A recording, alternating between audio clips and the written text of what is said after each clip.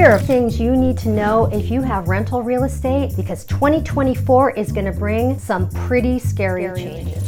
Are you familiar with the Costa-Hawkins Rental Housing Act? Because this is what we're going to be talking a lot about today, because that law is actually looking at being repealed or at least torn apart. So let's begin with, first up, absence of statewide preemption. Basically what this meant was that anything that was built after 1995 or was a single family dwelling was not going to be subject to rent control. If the Costa-Hawkins Act is repealed, it would mean that jurisdictions could just decide that single family homes or homes that were built after 1995 could have the impositions of rent control placed upon them, which would greatly affect your ability to raise rents to keep up with market rates. And of course, in Los Angeles, there are some different places where rent controls are really, really strict, like Santa Monica, for example. And they kind of march to the beat of their own drummer there. So you really have to know what territories you're buying in. So in the case of already owning real estate, if you're thinking, all right, I'm going to do a 1031 exchange into something else that might be more favorable under these new possible dictates, then you really need to know which territories are going to be very punitive for people who own properties that they want to rent. So definitely work with a realtor who knows the ins and outs of that and is very well versed on income property. That's going to be essential. If you own income property in California, you already know that it's pretty doggone tough when you're trying to deal with raising rents in general, because we do have a statewide mandate that only allows us to raise rents by a maximum of 10% per year, and certain considerations have to be in place even for that to happen. So by repealing Costa-Hawkins, property owners could find themselves in a position where literally you can't raise your rent no matter what's going on, and you're going to be very locked in. So you want to talk to an agent who really specializes in income producing properties, because we know how to help you navigate those things and have a lot of different creative solutions. Some that you may have thought of and some you might not have thought of. The next is vacancy control and capital improvement considerations. As a fellow real estate investor who owns income properties, I have to say that it's gotten a lot trickier over the years to be able to raise rents, and that includes even what we used to fall back on, which was when we had a vacancy, right? When you have a vacancy, that's the perfect opportunity to just raise the rent for the next incoming tenant and get it up to market value. Well, guess what? Some of the things that are on the books for 2024 to help deal with rent control are